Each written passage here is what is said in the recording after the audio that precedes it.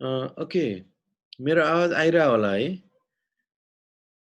ठिक छ आज हामी खासमा चाहिँ पिएचडी स्टुडेन्टलाई र मास्टर थेसिस गरिरहेको स्टुडेन्टहरूलाई बोलाएका छौँ है खास गरी यो रिसर्चको डकुमेन्टेसनको कुराहरू कसरी हामीले लेख्ने कसरी लिट्रेचर रिभ्यू गर्ने त्यसपछि कसरी चाहिँ नि त्यो आफ्नो ओरिजिनल रिजल्टलाई पब्लिकेसनतिर लिएर जाने ती कुराहरूमा केन्द्रित भएर आज हामी छलफल गर्छौँ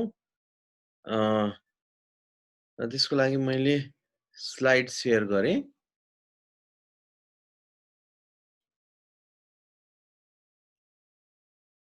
ओके यहाँ सबैले यहाँ सुनिरहनु भएको छ होला टाइटल हामीले यो डकुमेन्टेसन नै राखेका छौँ PhD documentation literature review publication process and plagiarism यसको पनि कुराकानी गर्छौँ हामी कसरी अभोइड गर्ने यसलाई कस्तो खालको टेक्निक युज गर्ने भन्ने कुरामा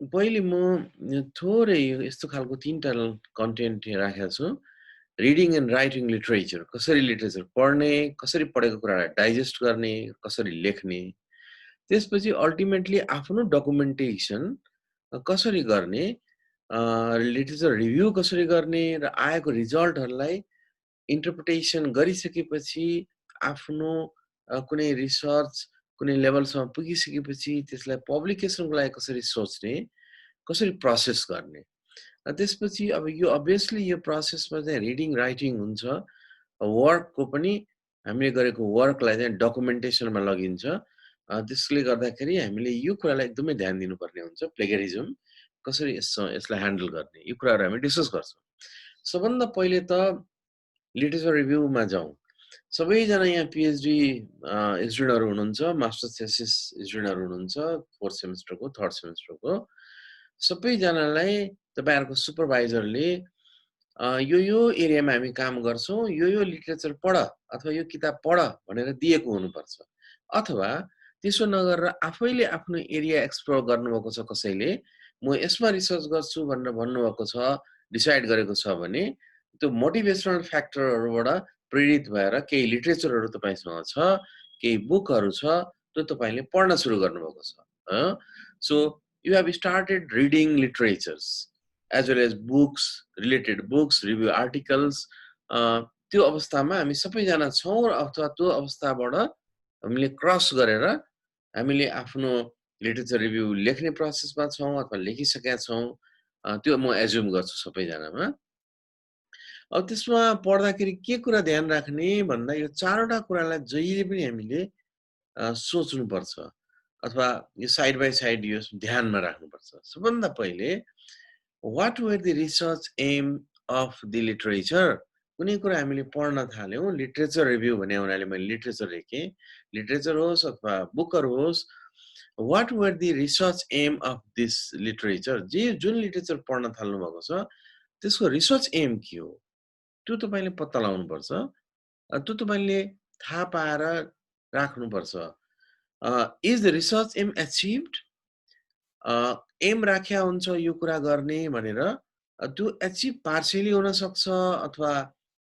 कम्प्लिटली पनि हुन सक्ला अथवा अलिकति त्यसलाई मोडिफाई गरेर पनि रिसर्च एम एचिभ भएको हुन सक्ला त्यो पर्टिकुलर रिसर्चमा त्यसैले रिसर्च एम के थियो ती एमहरुमा के कति पुरा भए कति एचिभ गरियो त्यो एचिभ गर्नको लागि कस्तो खालको मेथड युज गरेको थियो एचिभ गरे हो भने केही कुरा how did they do it यो कुरा तपाईलाई थाहा हुनु पर्यो ले कुनै अरुको लिटरेचर पढ्दाखेरि त्यहाँको एम थाहा हुनु पर्यो एम एचिभ कति भएको छ भन्ने कुरा थाहा हुनु पर्यो सँगसँगै त्यो एचिभ गर्नको लागि के मेथड्सहरु युज गरे कस्तो खालको सिस्टम थियो त्यो थाहा हुनु पर्यो है र यो दुईटा कुरा एकदमै इम्पोर्टेन्ट छ है are there any problems with their methodology जुन मेथड उहाँहरुले जुन लिटरेचरमा युज गरेका थियो त्यो मेथड युज गरेर पब्लिश भएको कुरो त्यो मेथडमा एसस त्यो मेथडमा के प्रब्लमहरु छ कि अथवा लिमिटेशन्सहरु छ कि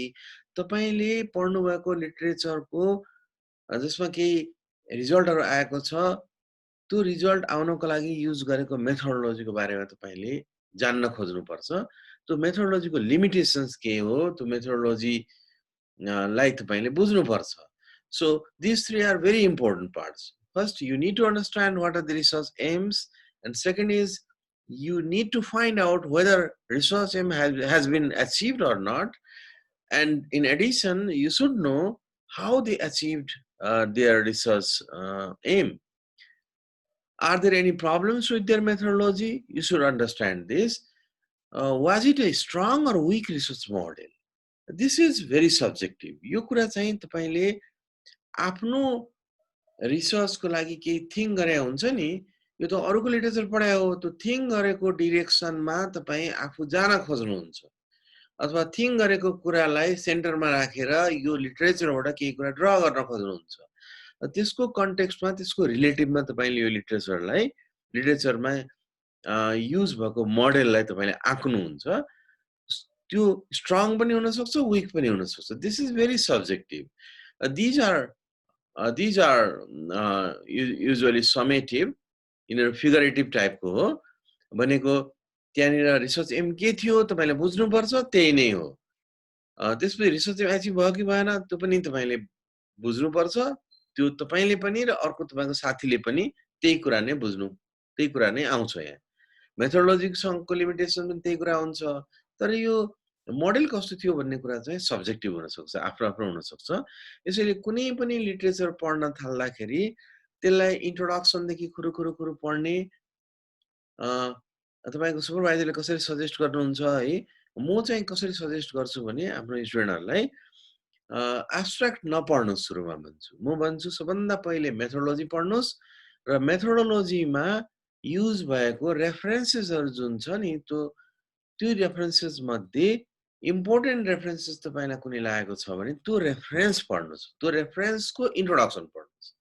first follow your paper, read introduction and try to find important references that is given in that introduction section and go through that reference and go to the introduction section of that reference only. Introduction मात्रै हामीले पढ्न भन्यौ दुईटै लिटरेचरको। त्यसपछि लिटरेचरको नेचरमा depend गर्छ तपाईले literature पछाडी methods पढ्ने कि लिमिटेशन्सहरु एक्सेट्रा मोडेलहरु अथवा चाहिँ एक्सपेरिमेन्टल टेक्निकहरु के कस्तो छ त्यो कुरा पढ्ने कि अथवा त्यो भन्दा पहिले नै रिजल्ट एन्ड डिस्कसन तिर जाने, त्यसमा डिपेन्ड गर्छ। जति तपाई अगाडि बढ्दै जानुहुन्छ त्यति तपाईले त्यहाँनिर बुझ्ने कन्टेन्ट चाहिँ घट्दै जान्छ। त्यसबाट तपाईले पेशेन्स राख्नुपर्छ है। बुझिएन भनेर खुरुखुरु चाहिँ सरफेस रिडिङ गर्दिने, हेर्ने मात्रै होइन, त्यसलाई संघर्ष गर्नुपर्छ। थोरै बुझिएला, 20% बुझिएला, 25% बुझिएला, इभन 10% बुझिएला, तपाईले पेशेन्सली सबै सेन्टेन्स पढ्दै जानुपर्छ। र एकचोटी पढिसकेपछि पनि पुग्दैन, तपाईले अर्को पटक पनि दुईचोटी रिडिङ गर्नुपर्छ एउटा लिटरेचरलाई। सो रिडिङ लिटरेचर क्रिटिकली पढ्ने भनेकै तपाईले रिसर्च एम के थियो पत्ता लगाउने, एम एचिभ भयो कि भएन पत्ता लगाउने, एचिभ गर्नको लागि कुन मेथड युज गरे पत्ता लगाउने, मेथडको लिमिटेसन पत्ता लगाउने र तपाईको कन्टेक्स्टमा यो रिसर्च मोडेल कस्तो थियो भनेर पत्ता लगाउने है। So you have to think on it, तपाईले सोच्ने हो। त्यसपछि अर्को चारवटा एकदमै इम्पोर्टेन्ट कुरा छ। यो त हामीले पढ्दाखेरि सोच्ने भयौं, उसकै कुरा पढ्यौं। अब हामी तपाईहरु आफ्नो एउटा कुनै काम गर्ने भनेर अब्जेक्टिभ बनाएर रिसर्च गर्न स्टार्ट गर्नुभएको होला। कतिपय पीएचडी स्टुडेन्टहरु अहिले तपाईहरु हुनुहुन्छ, उहाँ तपाईहरुले लगभग पीएचडी को आफ्नो वर्क कम्प्लिट गरिसक्नु भएको छ, लिटरेचर रिभ्यू पनि गरिसक्नु भएको होला। कतिपय मास्टर्स स्टुडेन्टहरुले मास्टर्स थेसिस कम्प्लिट गरिसकेका छन्। त्यसैले आफ्नो एरिया के हो भन्ने कुरा सबैलाई थाहा छ तपाईहरुलाई। अब त्यो आफ्नो एरिया, यो त अरूको कुरा पढियो, अब आफ्नो एरियासँग तान्ने कुरा, आफ्नो एरियालाई बेनिफिट बनाउनु पर्यो नि त। अरूको कुरा पढेर त्यसबाट लाभ लिनु पर्यो नि त। त्यसको लागि यो चारवटा पोइन्ट लिटरेचर पढ्दाखेरि नि, अरूको लिटरेचर पढ्दाखेरि नि तपाईले नोट डाउन गर्नुपर्छ। How will this research help with your own research? आफ्नो रिसर्चको लागि कति के फाइदा छ? This is very subjective, you have to note down. What can you take from it? कुनै कुरा लिन सकिने छ कि लिन सकिने सबैबाट हुन्छ भन्ने छैन। धेरै लिटरेचर हुन्छन् त्यसबाट ज्ञान मात्रै लिइन्छ, त्यसलाई हामीले अप्लाई गर्दैनौं, डिस्कस गरौँला, त्यसलाई चेक गर्न युज गरौँला है। What needs to be avoided? कुन कुरा चाहिँ हामी सचेत हुनुपर्छ है हाम्रो काम गर्दा, यो पेपर यसमा भएको कुराकानी कुन कुरा चाहिँ हामीले केयरफुली सावधान भएर गर्नुपर्छ है। अनि अर्को यो एकदम लास्ट कुरा एकदमै इम्पोर्टेन्ट हो, what are you doing differently, तपाईँले के फरक गर्नु भएको छ, के यसकै मेथड युज गर्ने, यसकै अब्जेक्टिभ युज गर्ने, खालि स्पेसिमेन र मोडेल अथवा केसेसहरू अथवा एलिमेन्टहरू मात्रै चेन्ज गर्ने हो कि त्यति मात्रै गर्ने हो भने त रिसर्च चाहिँ भएन, यसकै कपी भयो। तपाईँले के डिफरेन्ट गर्नु भएको छ, तपाईँको मेथोडोलोजीमा डिफरेन्ट के छ, तपाईँको स्पेसिफिक अब्जेक्टिभमा डिफरेन्ट के छ, तपाईँले कुन कुरा लिनुभएको छ र कुन कुरा आफै कन्ट्रिब्युट गर्नुभएको छ, अथवा कुन कुन कुराहरू डिफरेन्ट लिटरेचरबाट लिनुभएको छ। त्यसैले कुनै पनि लिटरेचर पढ्दाखेरि त्यो लिटरेचरलाई आइसोलेसनमा राखेर त्यहाँको कुरा मात्रै बुझ्ने, आफ्नो कामसम्म त्यसलाई नतान्ने, त्यसबाट लर्न नगर्ने गर्नु हुँदैन। त्यसैले लिटरेचर रिभ्यू गर्ने पनि 3टा फेज हुन्छ। एउटा अर्ली फेजमा जुन बेलामा हामीले आफ्नो कामै स्टार्ट गरेका हुँदैनौँ, त्यो बेलामा मोटिभेसनल फ्याक्टरहरू इम्पोर्टेन्ट होला, इन्फर्मेसनहरू पाउँछौँ, त्यसपछि हामीले काम सुरु गरिसक्छौँ, केही रिजल्टहरू आइसक्छ, त्यसपछि फेरि त्यही लिटरेचर पढ्ने, त्यसपछि रिजल्ट आइसक्यो, रिजल्टलाई आफूले इन्टरप्रेट गरिसक्यो, क्यालकुलेट गरिसक्यो, अलिकति दिमागमा कुराहरू आइसक्यो, वस्तुहरू त्यो आइसक्यो भने त्यसपछि फेरि त्यो लिटरेचर पढ्दाखेरि तपाईँले त्यसबाट केही कुरा लिने, केही कुरा नलिने, केही सावधानी हुने, ती कुराहरू हुनसक्छ, हुन्छ नै। त्यसैले यो स्लाइड एउटा सिंगल स्लाइड हो, तर यो स्लाइडले तपाईँलाई लिटरेचर कसरी पढ्ने र त्यसबाट बेनिफिट कसरी हुने आफ्नो रिसर्चको लागि त्यो कुरा बताउँछ। ओके, सपोज तपाईँले एउटा लिटरेचर पढ्नुभयो, 2टा पढ्नुभयो, थुप्रै पढ्नुभयो, आफ्नो एरियाको लिटरेचरहरू, रिभ्यू आर्टिकलहरू तपाईँको सुपरभाइजरले दिनुभएको थियो, तपाईँले आफै एक्सप्लोर गर्नुभयो है, तपाईँले 10वटा लिटरेचर पढ्नुभयो, very important literature, that is extremely important for your particular work, I assume this, त्यस्तो तपाईँले पढ्नुभयो भने अब तपाईँ अलिकति साउन्ड हुनुभएको छ त, you know many things about your particular area, you know who are the key players in your field, you need to understand who are the key player in your field, of your field, okay, and what are the main ideas and debate. तपाईले 10वटा 15वटा literature पढ्दाखेरि त्यहाँ देखिन्छ, त्यहाँ मेथड्सहरू पनि change हुँदै गएको देखिन्छ है, मेथड रिफाइन हुँदै गएको देखिन्छ, कतिपय कुराहरूलाई रुल आउट गरेको देखिन्छ, अबदेखि यस्तो गर्नु हुँदैन है भनेर भने देखिन्छ। त्यसैले ती लिटरेचरहरू पढ्दाखेरि तपाईँले के लर्न गर्नुभयो, सबभन्दा पहिले त्यहाँको मेजर प्लेयरहरू को हुन् र त्यहाँनिर तपाईको स्पेसिफिक एरियामा मेन आइडियाजहरू के थिए, डिबेटहरू के थिए, ती डिबेट र आइडियाजहरू टाइम सँगसँगै कसरी इभल्भ हुँदै आए, how have these idea change over time, you should try to understand this. This is extremely important. What are some of the problems with these ideas and debates? Is there a problem with the methodology?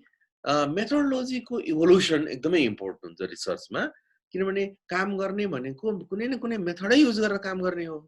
त्यो method कसरी change हुँदै आयो तपाईँको particular एरियामा, त्यो method कसरी modify हुँदै आयो, मेथड कसरी रिभाइज हुँदै आयो अथवा प्रिसाइज हुँदै आयो, त्यो कुराको अन्डरस्ट्यान्डिङ तपाईँलाई चाहिन्छ। तपाईँले जस्ट सुपरभाइजरले यो मेथड युज गर, यो टुल युज गर, यो एल्गोरिदम युज गर, रिजल्ट निकाल भनेर भन्यो भने you are not a researcher. त्यो भनेर तपाईँले त्यति मात्रै लियो भने जुन मेथड युज गर्न भनेको छ त्यो मेथड किन युज गर्ने, त्योभन्दा अगाडि के थियो, त्यसको लिमिटेसन्स के हो, कहाँबाट स्टार्ट भएको थियो, यो सबै इभोल्युसन तपाईँलाई थाहा हुनुपर्छ। Then you can say something about your, so then you can input, you can contribute from yourself to your problem. You possibly you revise methodology. What are फेरि मैले यो line लेखेँ, what are you doing, what are you going to do differently, what you do differently, कुन कुरा तपाईँ फरक गर्नु भएको छ, फरक हुनै पर्छ रिसर्चमा। त्यसैले केही लिटरेचरहरू पढिसकेपछि तपाईले यो क्वेसन्सहरुको एन्सर दिन सक्ने तपाईँ हुनुपर्छ। हरेक क्वेसन्समा एक एक पेज लेख्न सक्ने हुनुपर्छ। योभन्दा अगाडिको स्लाइडमा मैले कुनै एउटा लिटरेचर पढ्दा के कुरा ध्यान राख्ने बताएको थिएँ। अब यो स्लाइडमा धेरै लिटरेचर पढिसकेपछि तपाईसँग के कुरा करेक्ट भयो त्यो कुरा मैले बताएँ। Okay, this slide is extremely important. This is my third slide. तपाईले पढ्नुभयो, लर्न गर्नुभयो, कतिपय कुरा इन्फर्मेटिभ कुरा लिनुभयो, कतिपय कुरा अन्डरस्ट्यान्ड गर्नुभयो, कतिपय कुरा त्यसलाई अप्लाई गर्नतिर जानुभयो भने ती ज्ञानहरू जुन लिएको छ नि, नलेजहरू लिएको छ, स्किलहरू आएको छ, त्यो स्किललाई सेयर गर्नुपर्छ। This is extremely important. With the person, कोसँग सेयर गर्ने, तपाईँको रिसर्च ग्रुप छ भने साथीहरूसँग सेयर गर्ने हो, सुपरभाइजरसँग सेयर गर्ने हो, तपाईँ घरमा पढिरहनु भएको छ, घरमा काम गरिरहनु भएको छ भने पनि तपाईँले आफ्नो स्टोरी, आफ्नो जो छ नजिकै त्योसँग सेयर गर्नुपर्छ है। You should try to be storyteller भनेको तपाईँले को छ, जो छ उसले कसरी बुझ्न सक्ने क्यापासिटी राख्छ त्यो अनुसारले तपाईँको कुराहरू, बुझिस् मैले चाहिँ यो लिटरेचरमा यस्तो खालको कुराहरू पढेँ, त्यो भनेको यो भनेर एक्सप्लेन गरेर बुझाउन सक्नुपर्छ। Sharing is extremely important. यसरी सेयर गर्ने प्रोसेसले तपाईँलाई स्ट्रङ बनाउँछ, तपाईँलाई इन डेप्थमा जान हेल्प गर्छ है। So with the person next to you tell them the story of your literature review, tell them the story of your literature review. को छ नजिकै केही फरक पर्दैन, तपाईँले आफ्नै घरमा पनि हस्बेन्डले वाइफलाई, वाइफले हस्बेन्डलाई आफ्नो कुराहरू, आफ्नो स्टोरीहरू सेयर गर्नुपर्छ। फ्रेन्ड्स सर्कललाई, इभन रिलेटिभ्सलाई, क्लोज रिलेटिभ्सलाई जोसँग अलिक बढ्ता कुराकानी गर्नुहुन्छ, भाइब तपाईँको अलिक स्ट्रङ छ, सिन्क्रोनाइज हुने फ्रेन्ड सर्कलहरू छ भने त्यहाँ तपाईँले सेयर गर्नुपर्छ। आइसोलेसनमा रिसर्च हुँदैन, खालि रिसर्च गर्ने नै ग्रुपमा मात्रै सेयर गर्नुपर्छ भन्ने छैन। You should try to make your own story of your problems, of your understandings, of your applications, everything. Try to interact with your student and colleague, obviously teacher and mentor, even to the kids and siblings. Means your story, you should try to explain it for all, even to the kids. This is extremely important. यो कुराको महत्त्व चाहिँ धेरै पहिले थिएन। 1920 भन्दा अगाडि यो कुरा रुल आउट गरिन्थ्यो। रिसर्च गर्नेहरूले मात्रै रिसर्च डिस्कस गर्नुपर्छ भनेर भनिन्थ्यो।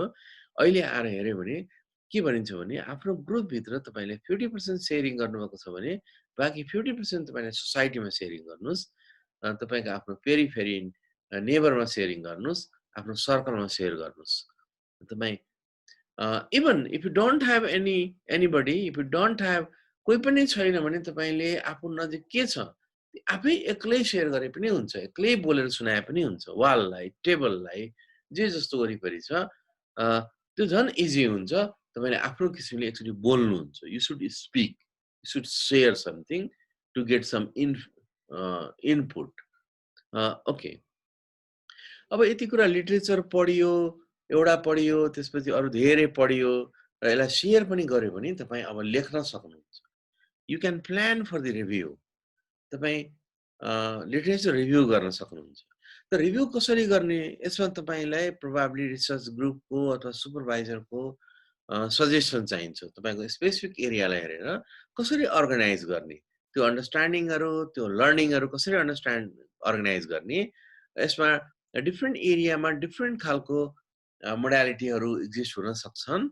जस्तै युजली सोसल साइन्सहरूमा क्रोनोलोजिकली लेखिन्छ, थिमेटिकली पनि लेखिन्छ, कतिपय social science, physical science, biological साइन्सहरूमा।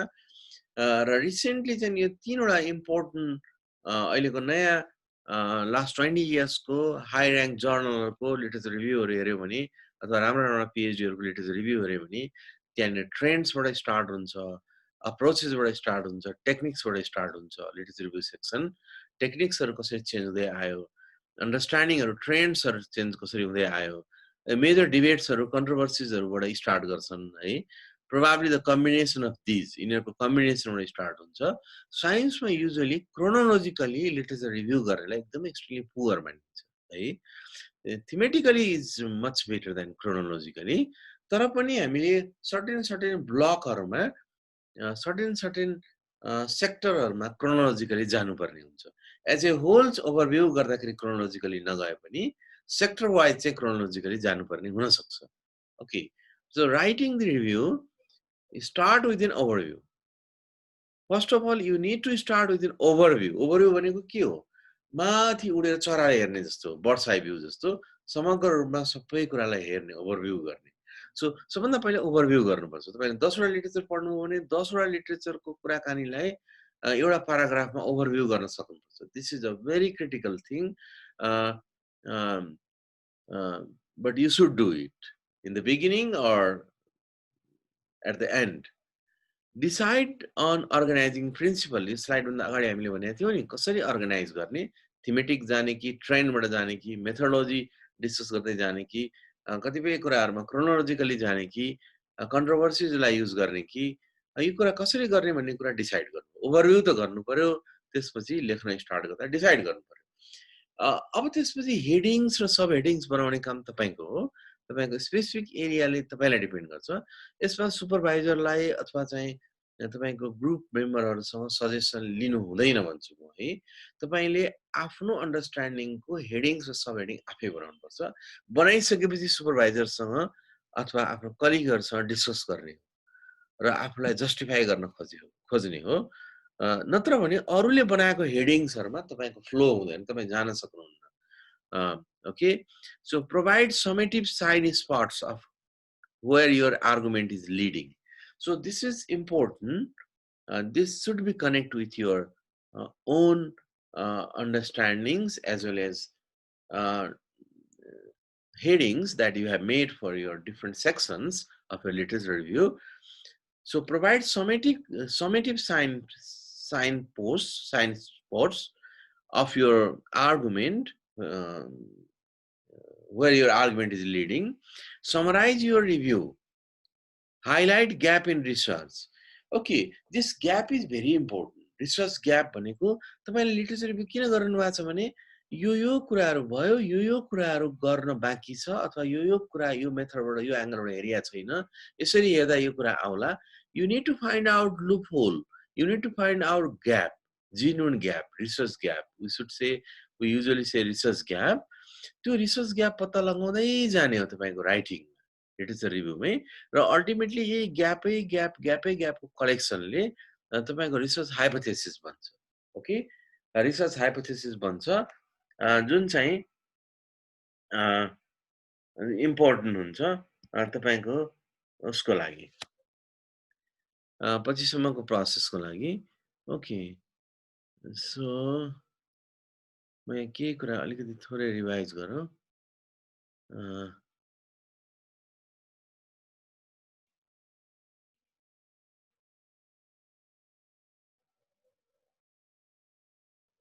Okay. Now I move to publication process.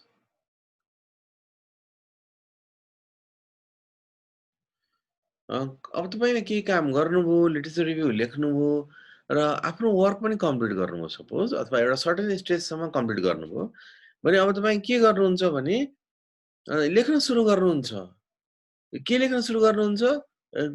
Article लेख्न सुरु गर्नुहुन्छ र तपाईलाई थाहा हुन्छ कि तपाईले गरेको रिसर्च कति इम्पोर्टेन्ट छ.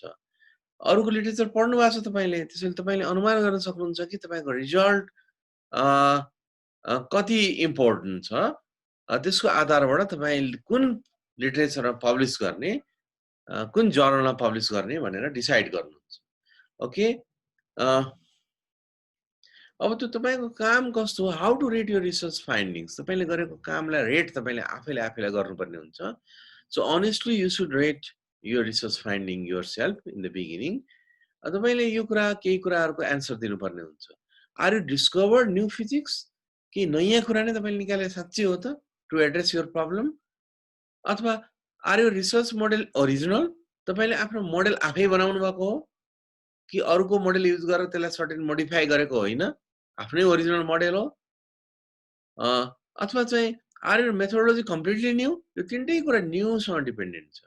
तपाईले नयाँ कुरा डिस्कभरी गर्नुभयो, तपाईले आफ्नो जुन रिसर्च मोडेल बनाउनु भएको थियो त्यो रिसर्च मोडेल तपाईको ओरिजिनल हो, कसैसँग तपाईले लिनु भएको छैन, मेथोडोलोजी तपाईको जेन्युइनली न्यू हो. यसरी यो सबै कुरा चाहिँ मा ओरिजिनलिटीको कन्टेन्ट छ भने you should try to better journal. You should try to write manuscript for good journal. Are your method of analysis novel? Method of analysis, methodology भनेको टेक्निक भयो र मेथोडोलोजी प्रयोग गरेर आएको रिजल्टहरुलाई तपाई एनालाइज गर्नुहुन्छ नि, त्यो एनालिसिसको प्रोसेस पनि के नोभल छ, त्यो ओरिजिनल छ, तपाईले पहिलो पटक युज गरेको हो, तपाईको जस्तो वर्कमा एरियामा आर योर फाइन्डिङ्स एक्साइटिङ. त्यसरी यी प्रश्नहरुको एन्सर तपाईले दिन सक्नुपर्छ आफ्नो रिजल्ट कस्तो आयो त्यसलाई जज गर्दा. ओके, यो सबैको एन्सर तपाईले यस भन्नुहुन्छ. नयाँ कुरा निकालेको छ, आफ्नै रिसर्च मोडेल छ, मेथोडोलोजी पनि कम्प्लिटली आफैले बनाएको छ, अरूको लिएकै छैन, अरूको मोडिफाई गरेर पनि छैन, कम्प्लिटली 100% न्यू छ, मेथड अफ एनालाइसिस पनि नोभेल छ, सबैको एन्सर 5 वटा क्वेसनको एन्सर यस दिनुभयो भने तपाईले यहाँ मैले लेखेको छु if all yes, then you should try to high rank journal. You should try for nature, you should try for science or nature index journals. Nature index journal मा भएका थुप्रै जर्नलहरु छन्, तिनीहरुमा तपाई एटेम्प्ट गर्न सक्नुहुन्छ. But you should have your appropriate answer honestly, है. त्यसको लागि तपाईले रिसर्च ग्रुपमा अथवा सुपरभाइजरसँग डिस्कस गर्न सक्नुहुन्छ. सपोज सबैको एन्सर यस छैन, एउटाको यस छैन, चारवटाको यस छ भने पनि चारवटाको यस छ भने पनि अब सबैको यस छ भने नेचर साइन्स हाई र्याङ्कमा तपाईँ जान सक्नुहुन्छ. हाई र्याङ्कमा जानको लागि जुन जर्नलमा आफूले आर्टिकल लेख्ने हो त्यो जर्नलको अथर गाइडलाइन पढ्नु पर्यो. अथर गाइडलाइन, अथरलाई कस्तो खालको गाइडलाइन दिएको छ त्यो गाइडलाइनलाई फलो गरेर आर्टिकल लेख्नु पर्यो. Okay. Second, discuss with your supervisor and collaborators. त्यसपछि डिस्कस गरेर तपाईले म्यानुस्क्रिप्ट कहाँनिर कुन जर्नलको लागि लेख्ने डिसाइड गर्नु पर्यो. Okay. If you have 4 years माथि तपाईको एउटा कुनै तपाईले नो भनेर भन्नुहुन्छ भने if fifth is also yes, then prepare for nature science. यो त्यही नै कुरा भयो. 4-6 छ भने पनि तपाईले राम्रोलाई एटेम्प्ट गर्दा हुन्छ. Fifth is also yes. Fifth भनेको यो हो. Are your result, are your finding exciting? यसको चाहिँ yes छ, तर माथि मध्ये कुनै दुईटा मात्रै yes तपाईले भन्नुभएको छ. Fifth is also yes. Fifth is yes, but you have only 3 yes. यो तीनटा चारवटा मध्ये कुनै दुईटा yes छ भने prepare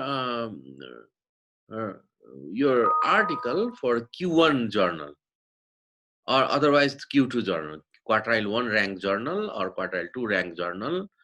त्यो जर्नलको यस सिमागो जर्नल लिस्टिङ म अगाडि यसपछि केही स्लाइड पछाडि म आउँछु.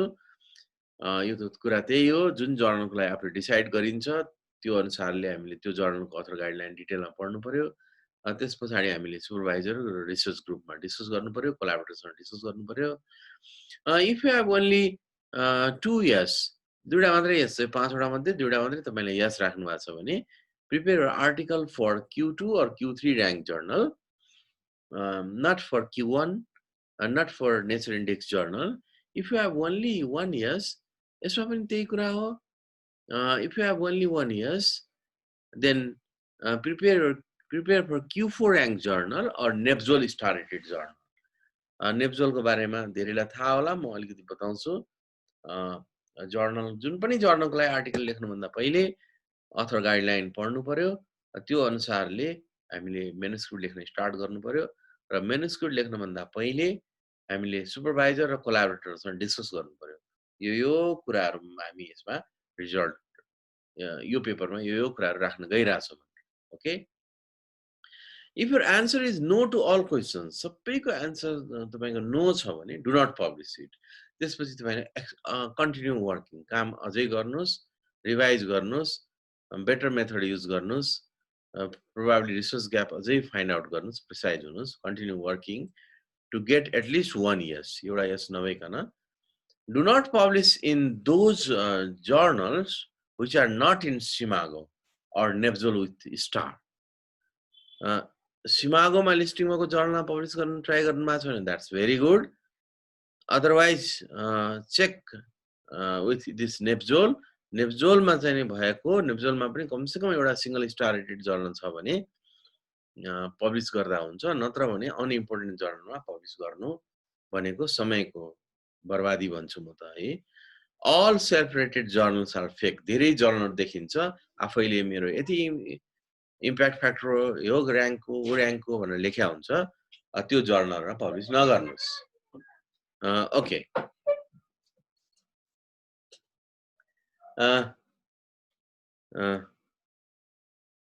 Okay. So now what is SCImago? SCImago भने के हो त्यो कुरा हेरौं.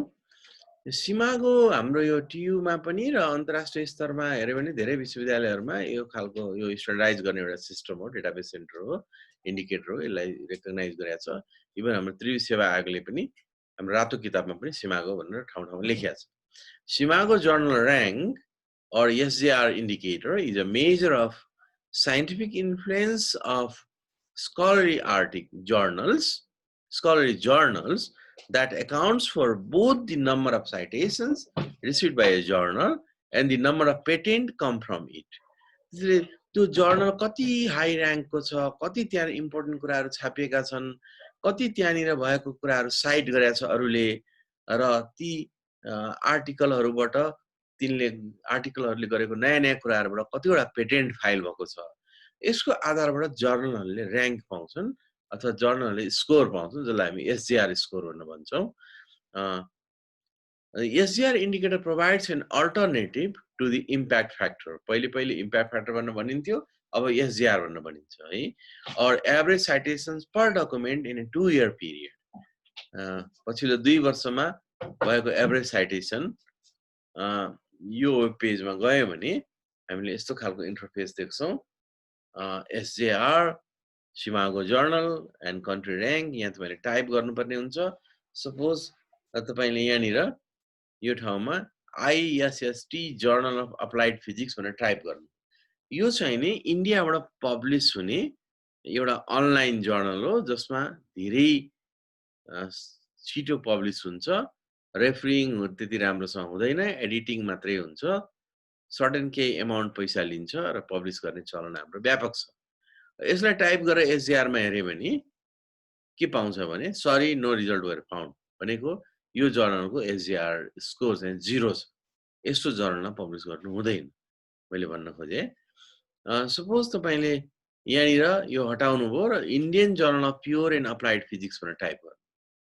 Suppose you typed Indian journal of pure and applied physics, click गऱ्यो भने यो पेज आउँछ। यसको मतलब के हो भने यो सीमागोमा लिस्टेड रहेछ, इन्डियाको यही एउटा जर्नल हो, थोरै स्कोर छ तर सीमागो लिस्टेड जर्नल हो, यहाँ पब्लिसर लेखेको छ। फेरि फर्दर यहाँ यसलाई क्लिक गर्नुभयो भने के देख्नुहुन्छ भने Indian journal of pure and applied physics भनेर यसको एच इन्डेक्स छ, यो जर्नलको वेब पेजहरू छ, यो जर्नलको छोटो डिस्क्रिप्सन छ, यो कुराहरू तपाईँले पाउनुहुन्छ।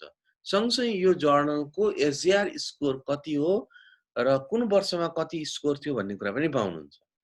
यहाँनिर हेरौँ, यो बक्स डायग्राममा चाहिँ 1999 देखि 2017 सम्मको यसो एसजिआर स्कोर लेखेको छ है। अब यहाँनिर वेब पेजमै गएर यहाँ तपाईँ कर्सर राख्नुभयो भने भ्यालु नै देखिन्छ। यहाँ भ्यालु हेर्नको लागि चाहिँ यता आउनुपर्छ। यहाँ हेरौँ 1999 देखि 2017 सम्म एसजिआर 0.0002225 थियो पहिले, कहिले बढ्यो घट्यो बढ्यो घट्यो यस्तो हुँदै कहिले चाहिँ 0.3 सम्म पनि पुगेको रहेछ, 35 सम्म। त्यसपछि फेरि घट्दै घट्दै 2017-18 पुग्दाखेरि त 0.22 छ। जो 0.22 भए पनि एसजिआर स्कोर यसको थोरै छ। त्यस्तै यहाँनिर total citation, number of citations कसरी चेन्ज भइरहेको छ, ती जर्नल यो जर्नलमा Indian journal of pure and applied फिजिक्समा सेल्फ साइटेसनको सिचुएसन के छ, एक्सटर्नल साइटेसन अरू इन्टरनेसनल जर्नलको साइटेसन्सहरू के छ, साइटेसन पर डकुमेन्ट के छ, यसो सबै त्यो जर्नलको बारेमा त्यसको भित्रका कुराहरू, त्यसको स्ट्यान्डर्ड के कति छ भन्ने कुरा यी प्लटहरूले बताउँछ है। अब अहिले हेर्दाखेरि यसको 0.22 छ 2018 मा यसको र्याङ्क हेर्ने हो। ओके, त्यस्तै सरी इन्टरनेसनल कोलाबोरेसन बाट कोलाबोरेटिभ वर्कहरू कति के पब्लिस भएको छ त्यो जर्नलमा एनुअली 1919 बाट 2018 सम्म कसरी गयो। त्यस्तै डिफ्रेन्ट टाइपको यहाँनिर प्लटहरू छ, इमेजेसहरू छ, र फाइनली एउटा बक्स यहाँनिर हुन्छ सबै जर्नलको लागि। Indian journal of pure and applied physics यो Q3 र्याङ्क जर्नल रहेछ, क्वार्टाइल 3मा पर्दो रहेछ। फिजिक्स एन्ड एस्ट्रोनोमीलाई कलेक्ट गर्दो रहेछ, एसजिआर 2018 को यति रहेछ, र एसजिआर को ट्रेन्ड चाहिँ कन्टिन्यू डिक्लाइन भइरहेछ, घटिरहेछ। यसको मतलब यो जर्नलको स्तर चाहिँ माथि बढिरहेको छैन कि स्तर खस्किँदैछ, त्यो इन्डिकेट गर्छ है। Remember this is a low rank journal. यस्तो लो र्याङ्क जर्नलमा पब्लिस गर्नलाई तपाईको रिजल्ट चाहिँ एकदमै एक्साइटिङ छ, राम्रो छ भने यस्तो जर्नल पब्लिस गर्नु ट्राई गर्नु हुँदैन। फिजिकल रिभ्यूमा जाउँ। फिजिकल रिभ्यू लेटर्समा मैले फिजिकल रिभ्यू जर्नल भनेर मात्रै लेखेँ यहाँ। फिजिकल रिभ्यू लेटर्समा त्यस्तै टाइप गरेर गयौँ भने यसको एच इन्डेक्स देखिन्छ 567 है। त्यस्तै यहाँनिर यसको पब्लिसर अमेरिकन फिजिकल सोसाइटी हो। यसको सानो डिस्क्रिप्सन छ। यो जर्नल 1958 बाट स्टार्ट भएको हो। आइएसएसएन कस्तो के छ सब यसमा दिएको छ। त्यसपछि फेरि फर्दर एसजेआर स्कोर कति छ भनेर हेर्ने हो भने अहिलेको मैले प्लट देखाएको थिएँ नि इन्डियन जर्नलको फिजिकल रिभ्यू लेटर्सको पिआरएलको हेर्ने हो भने अघि हेरौँ त, अघि 0.22 0.3 यस्तो थियो। अब यहाँ 2 4 6 8 यस्तो पुग्यो। यसरी सुरुमा यो यस्तो राम्रो रहेछ, 6 सम्म रहेछ, फेरि 6 क्रस गरेछ। तर 2011-12 पछाडि यो पनि डिक्लाइनमा रहेछ। डिक्लाइनमा भए पनि यो 4 मा पुग्न लागेको जस्तो भयो। 4 भनेको this is a very good journal in terms of SJR score. त्यस्तै हामीले इन्टरनेसनल कोलाबोरेसन हेऱ्यो भने इन्टरनेसनल कोलाबोरेसन कन्टिन्युअसली बढिरहेको देखिन्छ 2018 सम्म। र्याङ्क घट्या छ तर कोलाबोरेसन बढिरहेको देखिन्छ। ओके, त्यस्तै साइटेसन्स पर डकुमेन्ट हेऱ्यो भने केही फ्लक्चुएसन्स थियो सुरुमा, 2005 पछाडि कन्टिन्युअसली बढिरहेको देखिन्छ। यहाँनिर एभरेज गरेको चाहिँ 2 इयर्स 3 इयर्स 4 इयर्सको एभरेजहरू हो। यसरी हामीले डिफ्रेन्ट प्लटहरूबाट फाइनली यस्तो खालको बक्स आउँछ। त्यसमा लेखेको छ physical review letters quartile 1 journal, Q1 rank journal हो। फिजिक्स एन्ड एस्ट्रोनोमी एसजेआर 2018 मा 3.57 छ। This is a very good. यो पनि अगाडि हामीले देखाए जस्तै डिक्लाइनै भइरहेको छ। अहिले अलिकति कन्सिस्टेन्ट जस्तो छ, फ्ल्याट छ। तर यो पास्ट 3-4 इयर्समा चाहिँ डिक्लाइनै भइरहेको देखिन्छ। So how many journals are listed in SCImago? सिमागोमा कति जर्नलहरू छन् भने धेरै जर्नलहरू छन् त्यहाँ। डिफ्रेन्ट एरियाहरूमा हामीले हेऱ्यो भने एग्रिकल्चरमा 2200 जर्नल, यसै गरी डिफ्रेन्ट एरियामा धेरै जर्नलहरू छन्। यसको एन्सर हामीले टोटल एन्सर हामीले भन्यौँ भने लगभग सिमागोमा 42,000 जर्नलहरू डिफ्रेन्ट क्याटेगोरीको जर्नलहरू चाहिँ त्यहाँ लिस्टेड छन्। तिनीहरूलाई र्याङ्क गरेको छ सबै जर्नललाई। डिसिप्लिन वाइज गयो भने सिमागोमा लिस्ट भएको जर्नलहरू यहाँबाट फिजिक्सको कति होला हिस्टोग्राम सबभन्दा ठुलो यहाँ देखिन्छ। मेडिसिनको जर्नल सबभन्दा धेरै जर्नल रहेछन् है। त्यसपछि बायोटेक्नोलोजी थोरै छ, computer science, engineering, social science, यहाँ फिजिक्स छ। यसलाई सिधा तान्ने यहाँ हेऱ्यो भने लगभग 1600-1700 जर्नल चाहिँ फिजिक्सको जर्नल यहाँनिर देखिन्छ। त्यसै फिजिक्स गर्नेहरूले यसमा मात्रै फिजिक्ससँग रिलेटेड जर्नल मात्रै नभएर कहिलेकाहीँ कम्प्युटर साइन्ससँग रिलेटेड जर्नल, इन्जिनियरिङसँग रिलेटेड जर्नल, प्रोभाब्ली मटेरियल साइन्सको पनि छुट्टै जर्नल छ, छुट्टै यस्तै नम्बर छ, त्यहाँ पनि पब्लिस गर्ने गरिन्छ। ओके, फिजिक्स पब्लिस गर्ने जर्नलहरू यो स्लाइडमा मैले राखेको रहेछ। अर्थ एन्ड प्लानेटरी साइन्समा रिलेटेड 1400 जर्नलहरू छन्।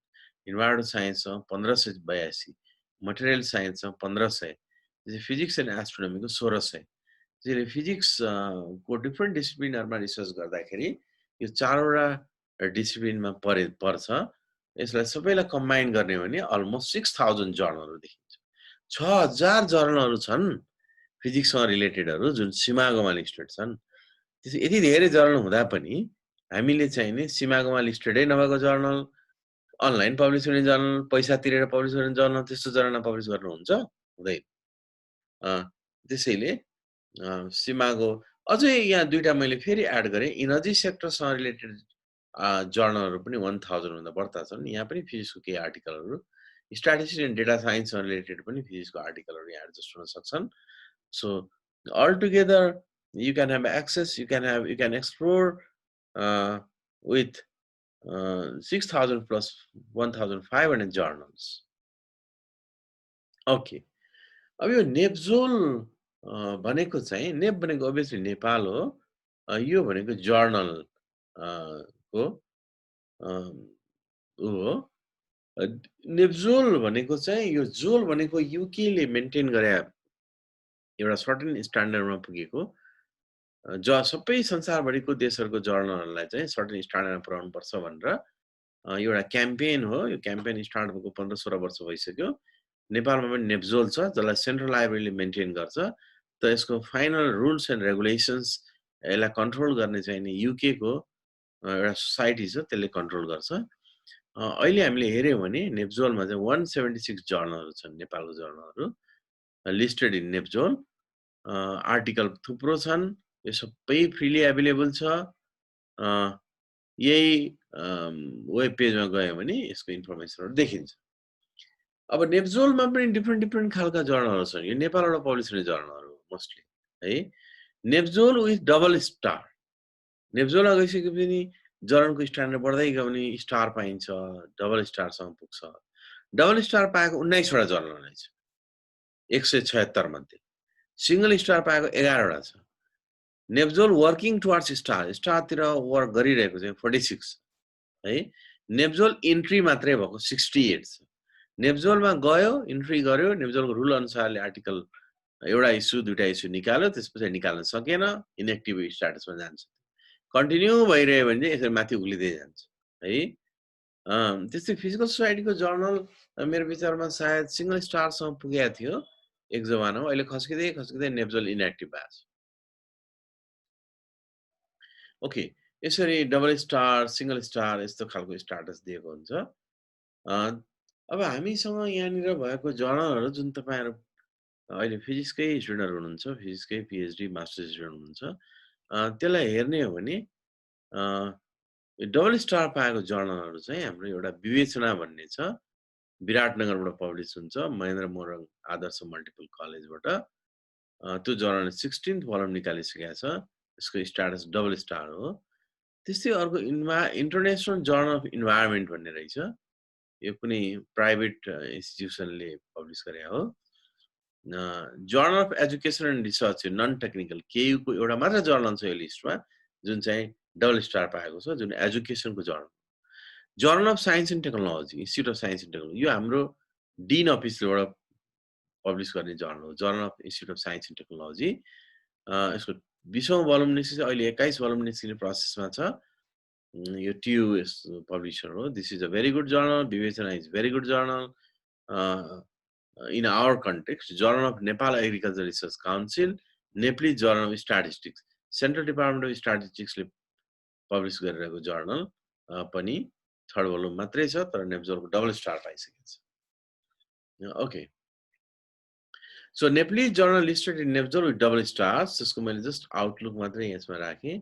यो विवेचना हो, यो मेडिकल साइन्सको जर्नलहरू, यिनीहरू सबै डबल स्टार पाएको जर्नल भनेको यो जर्नलहरूले आफ्नो स्ट्यान्डर्ड अलिकति अझै बढाउने हो भने यिनीहरू सिमागोमा जान्छ, SJR स्कोर यिनीहरूको हुन्छ।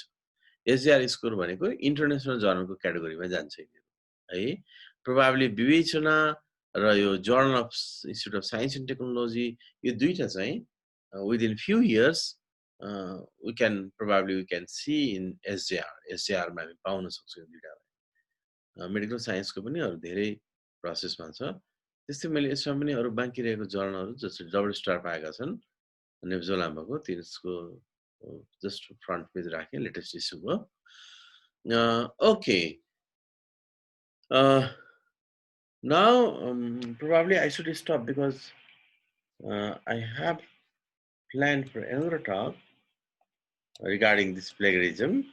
So for now I will stop here. मैले रोक्छु, पछि हामी त्यसमा आउँछौँ।